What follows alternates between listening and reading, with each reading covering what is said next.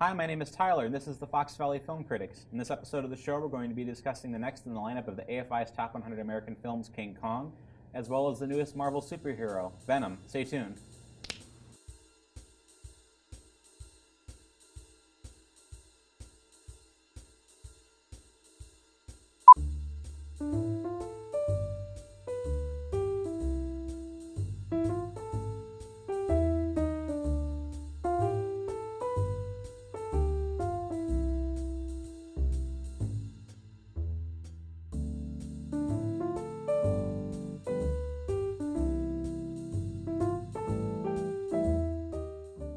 Hello and welcome to the show, brought to you by Groupthink Productions and FVTV. Joining us for this episode is active duty Air Force friend, Kevin. Hey.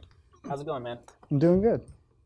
So, I guess I'm calling this Monster Week, because they're both, that's kind of the vague connector between both of these films, which is King Kong and Venom. But I think the first one is, obviously, we need to talk about older monster movies. Yeah. So you've seen most of the Kong movies, I think?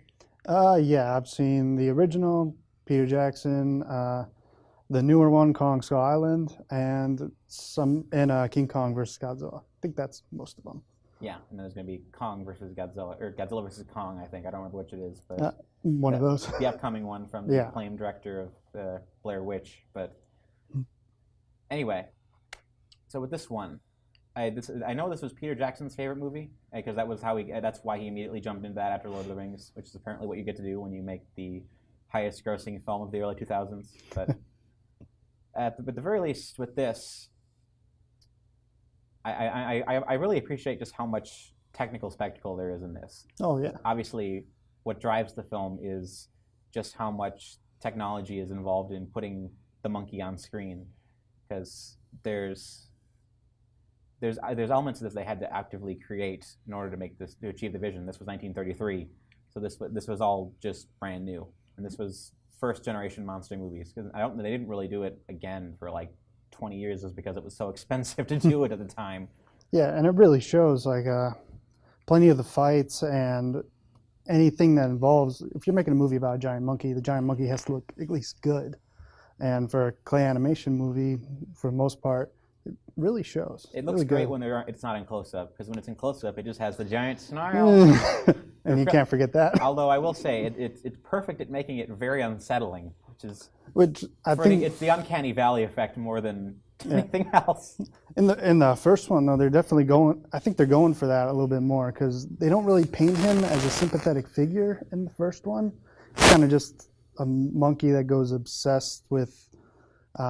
What's her name, Anne, in the movie? He's obsessed with blondes, yes. Yes, obsessed with blondes, and kind of goes crazy. In the later movies, they definitely make him a more sympathetic character. They show how much he cares about Anne, and, for lack of a better word, more human side of him before they kill him at the end, like usual. Well, yeah, this is definitely more rampaging monster territory than sympathetic, internalized human monster territory. Which is definitely the direction they went with the Peter Jackson one. Where this one is just a monster. He wants to destroy New York. It doesn't help that they tied him up and took bright photos of him. Yeah, it probably freaked him out a little bit. Oh gosh. It is a good rampaging monster movie, though. Like, that's one of the most iconic scenes for a monster movie. Him up on the Empire State Building, fighting off airplanes. Well, yeah. I think Helicopters was the 70s one. Yeah. But that one was also super brutal about it. So there's so much blood and so much just carnage involved in it. Mm-hmm. That's the thing. The Kong death scene is it's implicitly violent, but in this one, because it's so crude, it doesn't feel that way. But when you really see that in the subsequent versions, where they just go to town and destroy him. Mm-hmm. Yeah, in the 70s one. Yeah, 70s era of movies is way more gorier and crazy. We have cool special effects. Let's show them. Let's show all this gory, bloody stuff. And when you're remaking the King Kong movie in that time, I don't think there were any dinosaurs in that one, but they do their best to show just how crazy they can get with it. Yeah, I mean the 70s one, where there was not the not fun remake of the one. Yeah. It's always bothered me with the Kong movies that they've never really figured out a consistent way to do sequels with it. Like every single Kong variation is just a remake of the first film, except for the really weird sequels and then Skull Island. Yeah. Skull Island is just it's just the island portion of the story. So they just had to come up with a completely different setup. Well, I definitely preferred that one, to be honest. Like, these movies they've always been really fun on the island portion of the movie, and once you get off the island, for me, I just kind of get bored. Like, you're kind of just waiting for the part where he dies at the end, and then the movie's over. But like while you're still on the island, especially the Peter Jackson one, it's such a huge chunk of the movie, but it's so much fun, so much crazy stuff going on. CG dinosaurs fighting, 3 Rexes fighting Kong at once. All that stuff's really fun. Then you get back home in New York, and the movie kind of just stops and kind of. Well, it catches up again the moment Kong escapes, because then he just starts rampaging through CGI New York. Yeah. And they go ice skating, and they drags to a stop again, and then kicks back up for the Empire State Building scene, and then he dies. That's the end then. Yeah. Yeah. Jack Black is in it for some reason. He's got to say, "Beauty killed the beast." Well, yeah, he's doing his Orson Welles impression, but which I do have a soft spot for the Peter Jackson one, because you can tell Jackson just loved the film. He loved it so much. He didn't know what parts of it to cut out. I'm glad he kept the bug scene in, but I'm also horrified by that. Well, apparently that was in the original Kong. They just cut it out. Yeah, they didn't have good enough special effects to make it. It wasn't as good as the rest of their special effects, so they just cut it out of the movie. They didn't have time to finish it. Peter Jackson found that out, and he put it in his movie. And it's a great scene. It horrifies you and traumatizes you for the whole part. Oh, jeez, yeah. It's pretty brutal. Mm. I mean, of the two, you said the Kong, well, I was saying that, why is it that they haven't been able to come up with another concept besides Skull Island, other than just to remake it on like something like Godzilla, where they've made 100 different team-up movies? Well, let's see. It's a giant monster movie. Monster rampages through part of New York and then dies at the end, which original Godzilla kind of did the same thing, dies at the end, and then they just bring him back. For Kong, it's a little bit weirder because he doesn't really have anything better than he's a giant monkey and he was obsessed with this girl. Like, there's no deeper message behind a monster's obsessed with beauty sort of thing. And once you try to go outside of that. I mean, I suspect it had to do with the fact that the first Kong movie was just so acclaimed and so specific, like so imprinted on the minds of filmgoers that it became just kind of a complex that they'd like, we don't want to do something completely different with a giant monkey. on which I did appreciate that with Skull Island. I wouldn't say it's my favorite one of the bunch, but I think that the fact that they actually did said like, okay, take a giant monkey. We're gonna have to fight him. We have to contrive a scenario where he's gonna be able to fight Godzilla, and it's not just gonna be a 10-foot monkey holding up Godzilla's jaw. I don't know if you saw that photo. But it's just like it's a 10-foot Kong holding Godzilla, the new Godzilla's jaw open because he's that small compared to him. Which the size comparison, that is an accurate size comparison. Yeah, for what was it, Peter Jackson's King Kong's only like 25, 30 feet tall, and that's nothing to. What's the new Godzilla? 350 something. Is that the Shin Godzilla or the American Godzilla? American Godzilla. He's the one that's gonna fight. Shin Godzilla is not the tallest one. Yes, he is. Which is, you can tell there's a little bit of pencil measuring in there, just like. Oh yeah, our Kong's bigger now. Our Kong's not our Kong. Our Godzilla's bigger. There's some mean-spirited stuff going on behind the scenes we're not seeing, but. And then the anime one just blows them both out of the water. Oh, gosh, he's like 1,000. How tall is he? I forget. American and Shin are both like 110 meters, more or less, a few meters off. The new one's 300. Oh, jeez.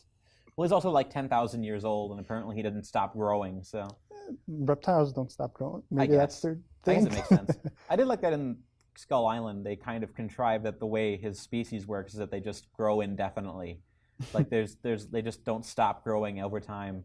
And so when we get to Kong v Godzilla, he's just going to be 300 meters tall. Yeah. Because his species just is impossible to stop. Well, there's a weird thing in that. I just watched that movie yesterday, and they showed the skeletons of his parents, and they say that the the one monster, the giant skull crawler, is the one that killed them, and that one's bigger than Kong. But the skeletons don't look any bigger than Kong is right now. So did he just get bigger than his parents naturally? Did his parents never get that big? I guess he's just a weird. I guess kind he's of just thing. survived longer than the other ones, so he's just getting bigger and bigger. Mm-hmm. Man, that island's that movie. The implications of that movie are really sad for the island inhabitants if that really does happen. It's like, oh, he's the last Kong. He's gonna die eventually, and the island is screwed. Pretty much. Maybe it's a good thing that island's screwed. There's a lot of horrible stuff there. Well, he was like the one thing holding back all the horrible stuff. That's a good point. Now, could they escape? There's a giant, ever constant radioactive crazy storm. Oh thing. yeah, I forgot about that. That's weird. The second you get through, it's clear skies. You think in real life that would actually raise some eyebrows? Like, hey, there's a never-ending storm in the middle of the South Pacific. Maybe we should check on that. Nah, we keep losing planes and ships. So just leave it alone. It's like if the Bermuda Triangle was actually like a real thing. It's just like, yeah, we're just gonna stop flying planes in there because it's not gonna end well. It's like, oh no, maybe we should check that and make sure to see what the giant superstorm is doing. But nah, let's just leave it. It was the 70s. They didn't care. What? Oh yeah. Whatever. Oh, yeah, I forget that movie's a period piece. Yeah. That's all the time we have for this segment. Join us for the next segment. We'll be discussing Venom. Stay tuned.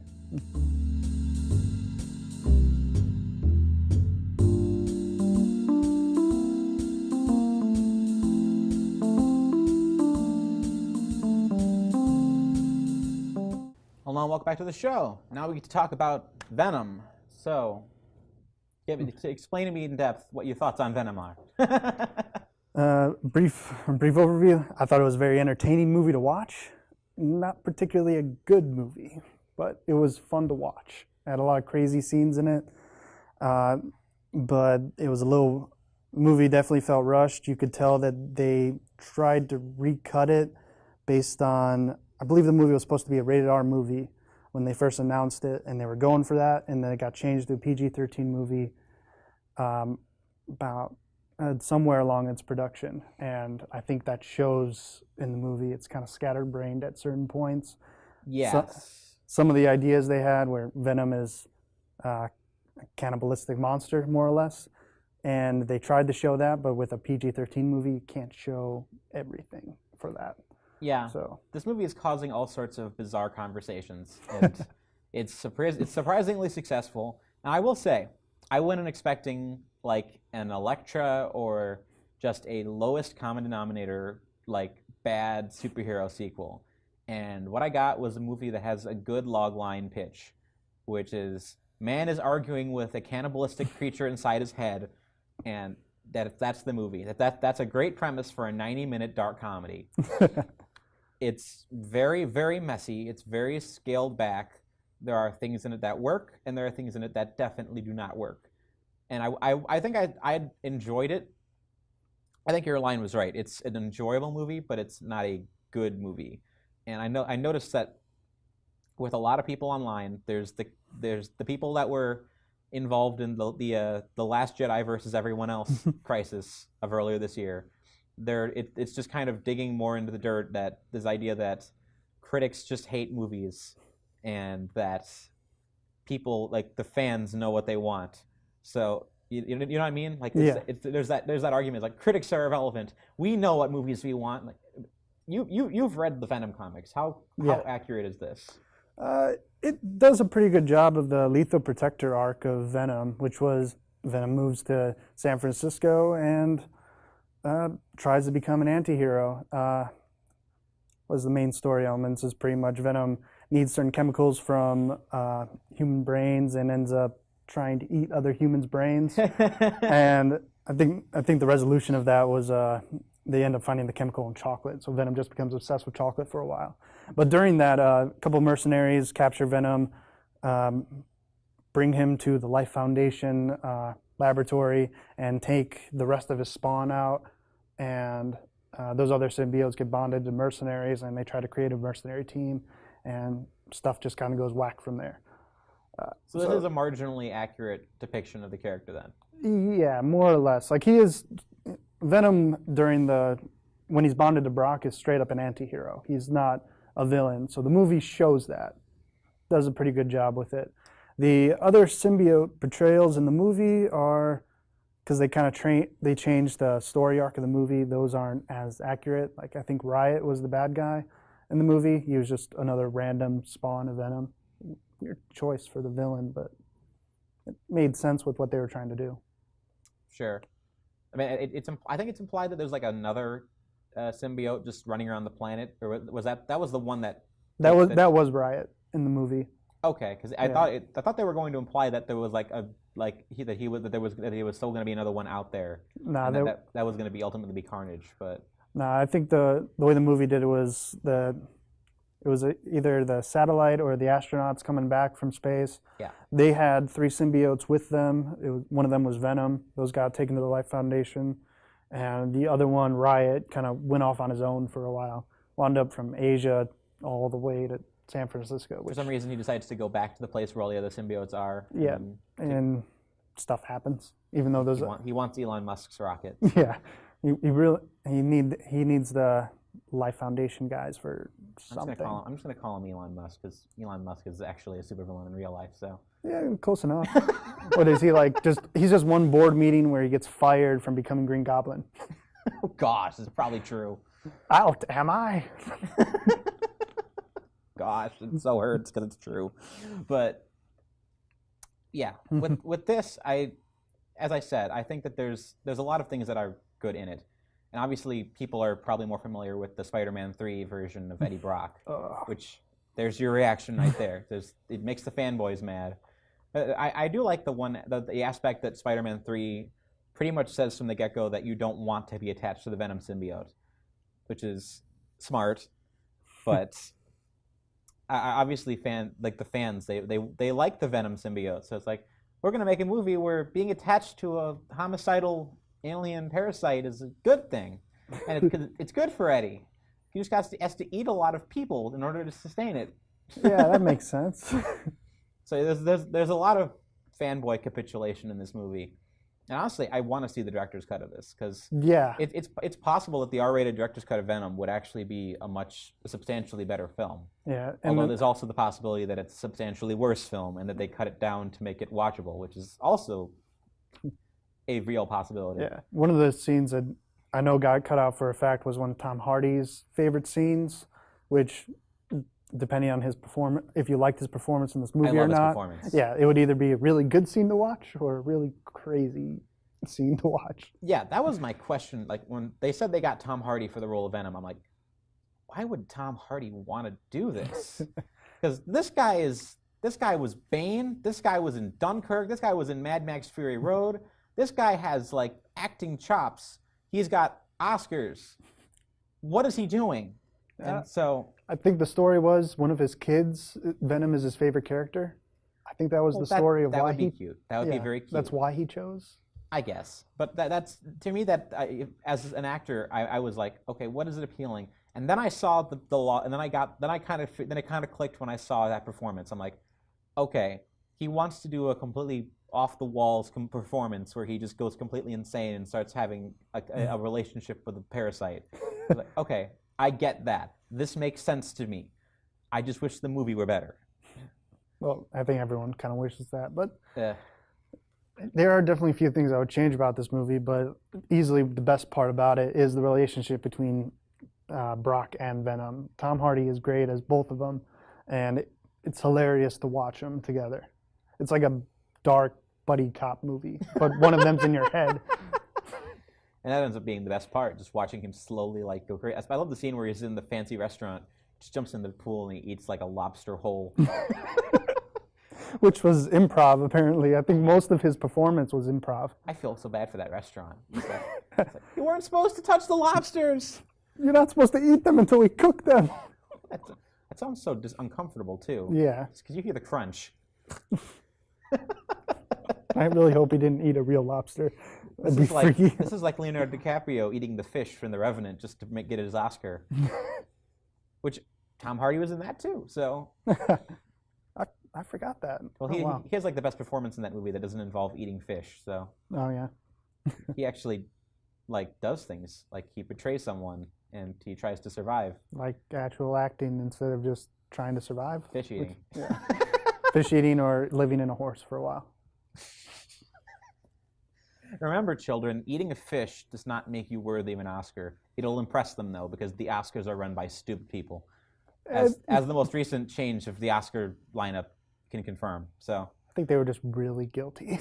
They didn't give him one before.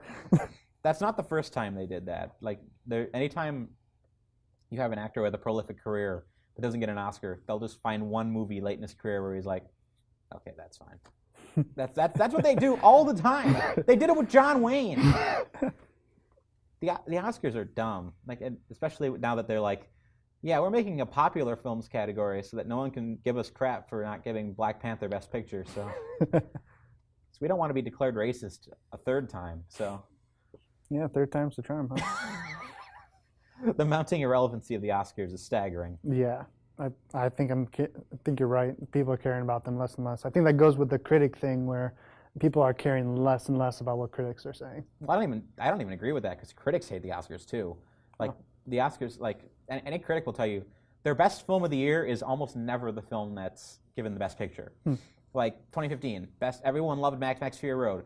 It wins tons of Oscars. It loses Best Picture to Spotlight. So, which didn't even see that. It's a good movie. But it's very Oscar baity. It's a movie that's like designed to make the Oscars gravitate toward it. It's like great sense of performance, really witty script, and it's like all the things that the Oscars lean towards is like whatever. I mean, I've watched it a couple times. I like it, but it's not Mad Max Fury Road. It's not the best film of the past 5 years, but but yeah. I mean, even with that, I'd still the whole critic thing annoys me still, because obviously you can tell The Last Jedi really got under people's craw. Well, it was a Star Wars movie. It was almost guaranteed to do that to begin with. I mean, it did it in a way I've never seen. People weren't this mad at Phantom Menace. I'm not even kidding. I've been waiting to go back and rewatch The People versus George Lucas, because it's one of my favorite documentaries now. I'm like, man, the whole Last Jedi thing just completely recolors the relationship between fans and a creator. But that's all the time we have for this segment. Come back for the final segment, where we'll be getting Kevin's movie recommendation for this week. Stay tuned.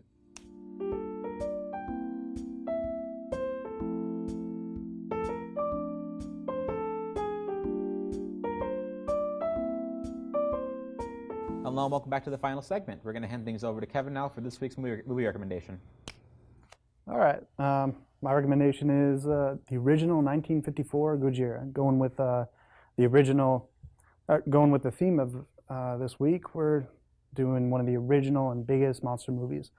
1954 Gojira is it's so different from other Godzilla movies. Like everyone knows Godzilla as the giant atomic lizard that fights a three-headed alien dragon from space and does gravity-defying Trump kicks from miles across. He does all kinds of crazy stuff. But in the original movie, the theme and just like the mood of the movie is so much more somber. It's pretty much just about a giant atomic monster slowly destroying a city, and it plays that completely straight. It's just, there are parts of it that are just sad and so different from everything else you've seen from other Godzilla movies, because they kind of stray away from that theme from time to time, except for maybe Shin Gojira. And I think 84, maybe the one reboot they did. So. Oh yeah, yeah, you make a good point with that one. But yeah, that the original movie is about just weapons of mass destruction being one of the worst things that can happen in the world, and if a new one gets developed, just how devastating they can be. And the movie really shows it. It's a good movie. Yeah, totally. Definitely a good see with the new Godzilla movie coming out next year. Yeah, I was always a little confused as to what the actual origin of the monster was in that original film, until it took me a couple times to figure out what that it was. That he'd been like a previously dormant creature just at the bottom of the ocean that got nuked. Yeah, they got nuked and woke up just twisted and horrible. Yeah, time to take revenge on Japan. Yeah. Even though they weren't the ones who nuked them. I think it was America who was testing. But yeah, I mean, yeah, America, Japan suffers because of us. That's a political statement. No, there you go. It's interesting because they came out of the first generation of authentic Japanese films that hit right after the World War II ban, because for about a decade after the war, they weren't allowed to make like purely Japanese films. So this premiered, and that it also kind of coincided with the start of Akira Kurosawa's career, who did like all of the great samurai films of the 60s and 70s, and this came out in very close proximity to Seven Samurai, which I don't know if you've heard of that one, but Yeah, I haven't seen it, but I've heard good things. yeah, same basic creative team. So it's that movie is probably the superior film, but this one, obviously this one had the long-lasting franchise. And yeah, it's weird watching it in context with knowing immediately that they almost immediately start turning into the Godzilla friend of the children phase. And they start making him in color, and he fights Godzilla, then he fights Mothra and Rodan, and it just turns into like WrestleMania. But yeah, I think in the 80s they then rebooted into like the sci-fi darker stuff, which is about as dark as the series gets, besides the original. Well, the Heisei ones are fun. They're grittier. They're very different tonally. Which I like those a lot because they play a little bit better to modern sensibilities. Yeah, those are probably my favorite Godzilla movies. They also completely rewrite his origin story. But so now he was a T-Rex in the middle of the ocean. He was a dinosaur that then got nuked and woke up. More or less, more of the same.